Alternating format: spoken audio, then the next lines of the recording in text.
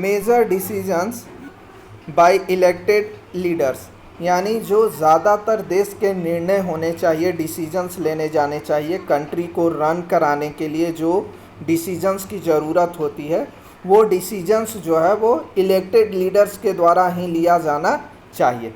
हम यहाँ पर जो है वो पाकिस्तान का एक केस देखते हैं कि 1919 में जो है वो पाकिस्तान में जो है वो जनरल परवेज़ मुशर्रफ नाम का जो वहाँ का आर्मी चीफ हुआ करता था, वह जो है वो पूरे देश को अपने कंट्रोल में ले लेता है और कुछ समय के बाद जो है वो सेल्फ अपने आप को जो है वो वहाँ का प्रेसिडेंट जो है वो रिप्रेजेंट कर देता है, बना देता है।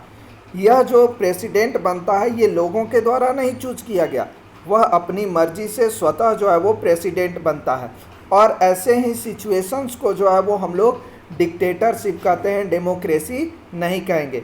यानी 1999 में जो पाकिस्तान में गवर्नमेंट बनी, उस गवर्नमेंट को हम डिक्टेटरशिप की श्रेणी में रखेंगे, क्योंकि यह गवर्नमेंट जो थी वह लोगों के द्वारा फॉर्म नहीं की गई थी। यानी जो पिछले टॉपिक में हम डिस्कस कर रहे थे फॉर्म ऑफ गवर्नमेंट, तो यह भी एक फॉर्म ऑफ गवर्नमेंट है जिसमें कोई व्यक्ति अपने आप को जो है वो किसी नेशन का जो है वो प्रेसिडेंट या रूलर्स बना देता है बिना जनता के परमिशन के, यानी वहाँ के सिटीजन से कोई परमिशन नहीं लेता है। तो देश के जो मेजर डिसीजंस होने चाहिए, अब जनरल परवेज़ मुशर्रफ स्वतः जो है वो खुद अपने आप से लेने लगा और इसका रिजल्ट हुआ कि वहाँ की जनता जो चाहती थी, सिटीजन्स जो चाहते थे, उन्हें वो चीज़ें नहीं मिल रही थी।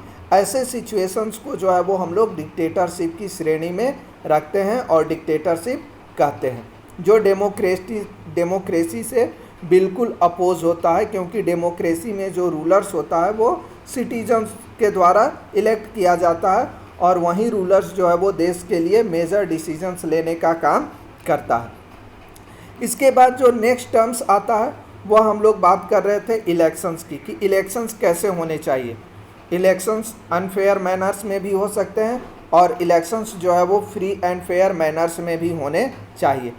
ऐसा नहीं होना चाहिए कि एक ही पॉलिटिकल पार्टी जो है वो बार बार चुनाव जीते और एक ही पॉलिटिकल पार्टी किसी देश में जो है वो फंक्शंस करे। एग्जाम्पल्स के तौर पर जो है वो हम चाइना का एग्जाम्पल्स ले सकते हैं कि चाइना में जो है वो एक ही पॉलिटिकल पार्टी है जिसका नाम है Chinese communist party. Chinese communist party जो है कई वर्षों से, यानी जब से चाइना आज़ाद हुआ है तब से वही पार्टी जो है वो काम कर रही है, दूसरी किसी पॉलिटिकल पार्टी को जो है वो मौका नहीं मिलता। तो क्या इसे हम डेमोक्रेसी कह सकते हैं? बिल्कुल नहीं। डेमोक्रेसी में जो है वो एक से ज़्यादा पॉलिटिकल पार्टियां होनी चाहिए, लेकिन चाइना में सिर्फ एक ही पॉलिटिकल पार्टी है, वन पार्टी सिस्टम है, इसीलिए चाइना को हम डेमोक्रेसी नहीं कर सकते। हाँ, ये अलग की बात है कि चाइना में हर साल, मतलब जब चुनाव का समय आता है, प्रत्येक 5 साल पे इलेक्शंस होते हैं, लेकिन चुनाव में जो है वो जीतता कौन है? तो उसी पार्टी का व्यक्ति, नेशनल पीपुल्स कांग्रेस जो वहाँ का पार्लियामेंट है। तो ऐसे सिचुएशंस में जो है वो हम ये नहीं कह सकते हैं कि जो इलेक्शंस हो रहे हैं वो इलेक्शंस फ्री और फेयर मैनर में है। दूसरा एग्जाम्पल्स हम ले सकते हैं फ्री और फेयर इलेक्शंस का, वह एग्जाम्पल जो है वो मैक्सिको से रिलेटेड है।